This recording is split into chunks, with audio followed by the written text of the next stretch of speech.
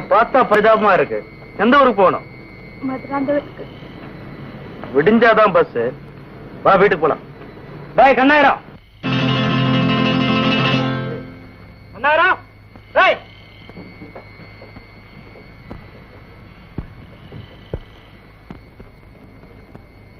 Kannayiram.